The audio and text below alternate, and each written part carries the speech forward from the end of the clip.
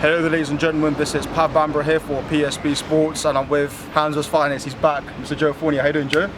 Great, buddy. Yeah, it's Father's Day, you know. Just seeing my goddaughter hanging out in the inns and just enjoying it. Obviously, we're here officially in Hounslow, so how's it feel to be back home? You know, I try and come here every Sunday, you know, when I'm in town, if I'm not training, and it makes me happy. These are all my local places. Yeah, just about to have some lunch. And yeah, you know, it makes me happy. This is where I grew up. This is why I'm here, because I walked down this road maybe 50,000 times going to school, just you know, 500 meters from here. So yeah, it's good to be back. Nah, absolutely. Sounds good, Joe. Sounds good. Firstly, lovely day here today in London. How was everything out in Miami? Training hard, obviously. I saw on your Instagram. I did a great camp. I was meant to fight a guy called Perdomo. He's number 15 in the world. Unfortunately, he wasn't quite on weight, and so he's delayed the fight. I'm hoping to get him later part of the year, because, you know, for me, I'm trying to get the big fights. You know, he's a big star. He just won the Latin title off the champ and in the casino down there. So I'm trying to get those kind of fights where, you know, can really like take me to the next level, because I know what I can do. I know who I sparred. I know who I put it on. I'm not going to say that because we're sparring. We're all training together. We're all boxers or weird people, you know. Like, some people try and talk shit about each other, but for me it's like anyone that's willing to get into a ring and risk their life every day. I respect all my sparring partners, but I know some of the top champs out there where I've got the better of them, and so I know I'm ready for those fights. So I said to my promoter, David Haye, Ringstar, and I said, listen, give me these fights. So we're trying to get WBA top 15, and then, you know, we're trying to then ask some questions of some guys. You know, I was hoping Paul Smith Jr. won a title the other night, because that would have been a nice fight for me. We're the same age, we're good friends, and you know, he's got a lot more experience, but I guess I've taken less punches to the head. But unfortunately, put a very brave effort in and he lost. Everyone knows I wanted to fight his brother, but if the bigger brother had the world title, that would have been fun. Chris Eubank Jr. is my pal. I like him a lot. I've got a love for him and a lot of respect for him, but again, it's another good fight for me, you know, because I'm a bit heavier than him. He's a bit lighter than me, and, you know, he likes to talk a good story, so as is my pal, you know, with respect. But, you know, I'd like to see what comes off of that. They're my kind of two key fights, you know, a couple of days ago. Now we're going to look into it, you know. Let me first get in the top 15 so I can actually have this conversation with people, and let me prove some doubters wrong, saying, you know, you fight bum, you fight no one, and then we'll go from there. Absolutely, Joe. And Joe, obviously, in terms of yourself, obviously the super middleweight scene right now worldwide is thriving. George Groves has just announced he's going into the World Boxing Series. Cameron Smith's fighting for a world title. Obviously, Paul Smith fought last night. Eubank Jr. is fighting Abraham. So, obviously, in the British scene as well, all those fighters were British, as well as yourself. So, yeah. I mean, with some of these fighters, I mean, you know, who would you want the most, you know, going forward the next year and a half or so? Everyone knows I like Callum Smith. I think he hasn't really been tested the way he should be tested. I think he's picked the weaker Darrell. I know he walked away from the Gale fight. I know that for a fact, that the Gale had offered him, and he said it, and this is Hounslow. You know, you're always going to get a police car or two, so don't be hating. Anyway, so yeah, so I know that he bottled it from the Gale fight. And like I said, I'm friends with, like, Paul, and I respect Callum. Like, he's a great fighter, and, you know, the same bullshit I get, he gets it, so I get it. He might be, like, you know, the next Mayweather, I don't know. My point is, I'm willing to take that fight there at any point. He's ready to do it, and I'm willing to put money on the line. Chris Eubank Jr., I like that fight. I just like that fight because I'm bigger. And, you know, he's fast, he's explosive, but, you know, we all know that he's not a huge puncher. He's a volume puncher, which isn't a bad thing, whereas I'm the opposite. So it could make an interesting matchup where I got one punch knockout power, he's got volume power, I've got a great chin, so it'll be a cool fight. You know, on paper, he should kill me. You know what I mean? He's been boxing since he was 12 years old. Like, at 12 years old, I was watching his dad fight, so, and I didn't pick up a boxing glove till I was 30, so, you know, he has the advantage. But I'm just saying, my dream fights that I'd be willing to take and put my life on the line for, these are them. And I know I'm a huge underdog, and I know, you know, technically, if I hadn't achieved what I've achieved in business and what I've achieved in the fights that I have made, I shouldn't even be in the conversation, but I am. And so Mayweather shouldn't be in the ring with Conor McGregor, but he is, and that's just that. So people want to see exciting fights, people want to see take fights that are hard, and they want to see people like me lose. And so let's try and make me lose. Give me a fight I can lose, you know? So I'm down. So in a nutshell, to answer your question, I'd love Callum Smith again. I would love, say again because I called him out, he bought it. I love Chris Eubank Jr. after Abraham or whatever he wants to do. I'd come down to super middleweight, put that on the line. But at the end of the day, I need to earn my stripes, and now I've got Guillermo Perdomo in my sights, whatever his name is, from Venezuela, and he's in the top 15. So for me, I see that as a good target. He's old, true. It's a smart move for me, southpaw, tricky. But who wants to take big shots at 39? Not many people, so I'm down if he wants it. Shouldn't have bowled the last fight, Guillermo. Come on, man. I train hard for this shit. Joe, additionally as well, recently it was announced that your good friend David Haye and his trainer Haye-Mcguigan have parted ways. They've split. It was a very amicable split. Joe, firstly, I know David wants to start. He's on holiday right now, right? Yeah. So I mean, he was doing some exercises. His leg looked a lot better. His Achilles.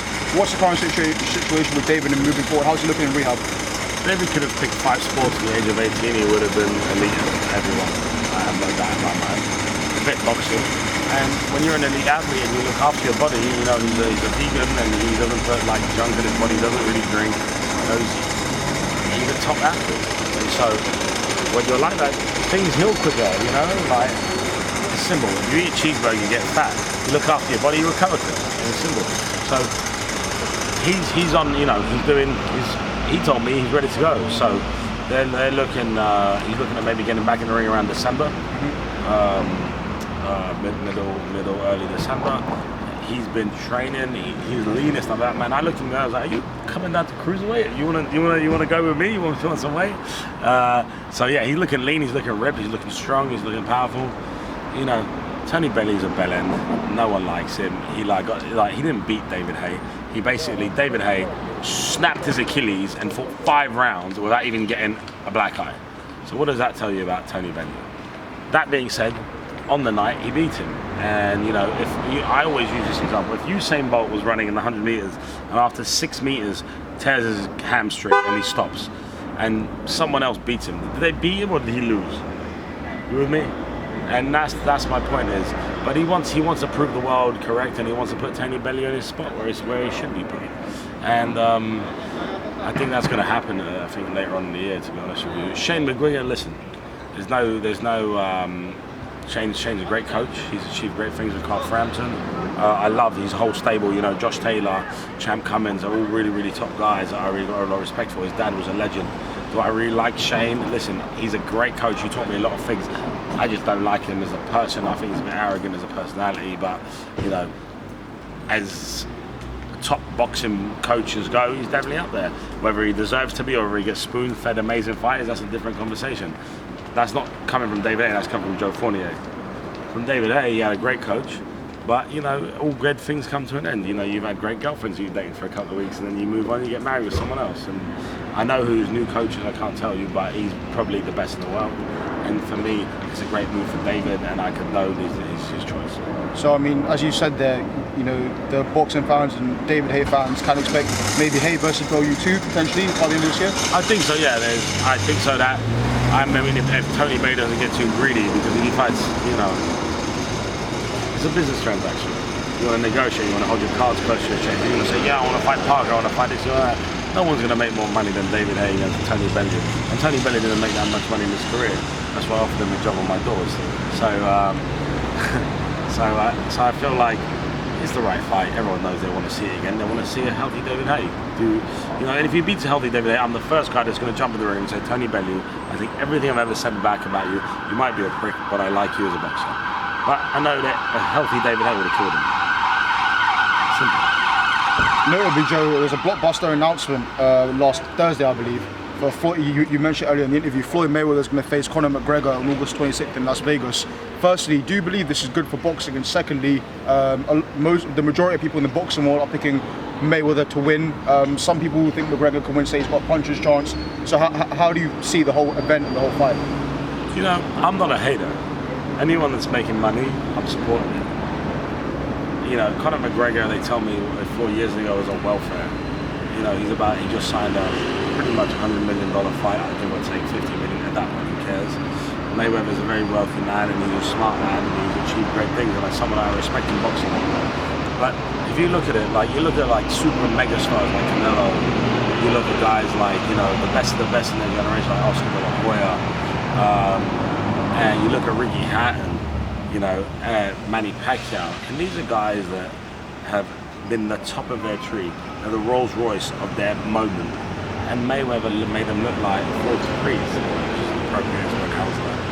And I don't see, you know, Conor McGregor, who didn't make his regional Irish boxing team, beat Rolls Royces. This is not going to happen. Now, is he going to have some adrenaline? Is he going to be awkward? Is he going to be a bit bigger, a bit more powerful, come up with shots that might not be orthodox? Sure, I get that. I mean, when Mayweather's seen it all 15 times round, is there anything he's going to throw at him that he hasn't seen before? And one thing you got to remember is all of Conor McGregor's knockouts come with 4-ounce gloves, little bitty gloves that, you know, you can just get lucky, clip you around the ear and take your equilibrium away, like he did against Aldo. But in reality, 10-ounce gloves, you got to probably dig someone, you know, to put him to sleep. And I just don't think it's going to be close. That being said, it's showbiz. He might make it, ride it around 5-6 rounds, make it go to points, make it a rematch. But there's no way in the world Mayweather's losing to Conor McGregor. Did you happen to catch Woodley Kovalev last night? Unless Mayweather snaps his Achilles in the 6th round, and then maybe McGregor might have a chance. So don't snap your Achilles, Conor, Floyd, because then Conor will go around saying he beat you. Sorry, Joe. Just finally, did you manage to watch Andre Kovalev last night? Would you make exactly how I called it? Kovalev is one of the best light heavyweights in my division. He's one of the best light heavyweights in the world. I wouldn't want to take a punch from him, but clearly Ward can take a punch from him. He's much smarter, much slicker, and you know it was a low blow, but he, you know, Kovalev was, in my opinion, was going to go down that round and the next round. And congratulations on Andre Ward, you did a phenomenal job. Well, you need congratulations from me because you're a legend in your own right.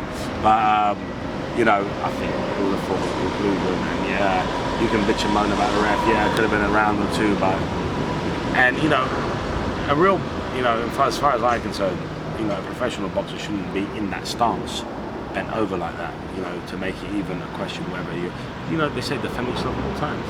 Rigondeaux, another controversial decision, defend yourself at all times, then you don't have an issue. Someone chins me after the bell, well, I should have had my hands up. I wouldn't moan about it.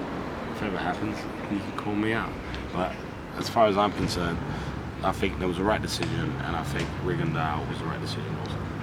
Fair enough. I want to say thank you so much for your time today, Joe Fournier. Obviously, it's Father's Day today, and it's a lovely day out here in Hounslow. Thanks for coming and leaving your dad.